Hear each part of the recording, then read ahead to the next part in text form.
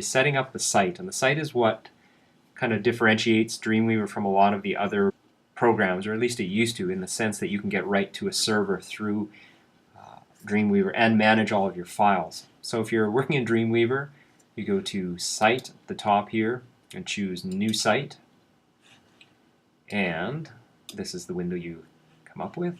You can give it a name, and again, this is for your purposes, so I'm going to call this Test so I can remember.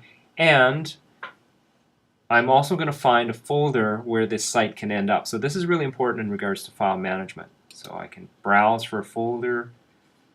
So if I've got one set up already, I can go through and find it.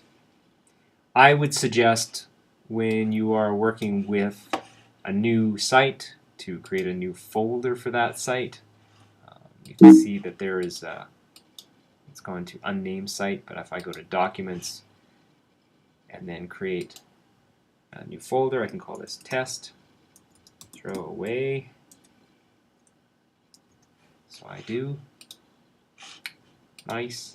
And there you can see it's mapped it. Now what I want to do is move from the site to the server. When you come into this window, there is nothing. So I will select Add New Server. And you can leave it just under Basic. Again, you can call it whatever you would like. So if you're creating something for 803, you might call it your 803 server.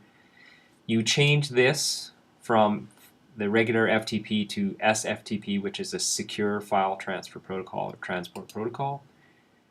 The address is for you will be homepage.usask.ca, and that's the server that each student has access to. And so when you put in your NSID, if you're me, it will be that. Put in your password, ... And this is the only time you actually will say save. Oftentimes we don't want you to save your password, but this just allows you to actually upload relatively quickly without having to put in your password each time. You can test it, and if it works successfully, I'll get a little green thing that says, hey, congratulations. You don't have to fill in the root directory or even the web URL, and sometimes that messes people up. So I'll just tear that right out of there because that's not the URL for my site. I click Save, and there it is. Version control, I'm not really worried about. Advanced settings, you can go in here if you want to put a default folder in the first one, then you could create a new folder in there and call it Images, so that when you're creating your material, they're all in the same spot. That's generally a good thing to do. Get that on the screen. I think that's about it. So when you're done, you hit Save, and then you will have created a site, and it just scooted off there. But you can see now that I have a site that has my folder, my images, and then when I start to create things, they will automatically be saved in that folder, and then I can upload them really easily. So if I go to File, I create a new HTML file. I'm using this massive screen, so of course it's filling it up. I'm trying to make it smaller. But when I save this file, save as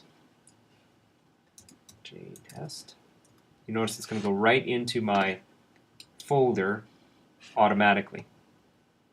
Excellent. If I need to put images in there, they'll show up there as well. If I'm happy with my website and I want to then publish it, I click these plugs together. I get a green light because everything's good. And then I use this button, and it will actually then upload it to the homepage server, and then people are able to see it as a real web page. That's kind of the step that some people forget. They'll do all this work and then they'll forget to do the publishing part, and that's what this is. So if we've set up our site, we've created our files, and then we publish it using this blue arrow, and then people are able to see it. And when it is online, and I'm just going to go into the design mode here, your web address will be something like this: http://homepage.usask.ca, then your NSID, and then whatever you name that first page. In my case, I call it jtest.html. And so if I put that into a browser, that would actually take me to the page that I have created. So there's your brief overview, site, new site, add the material to it.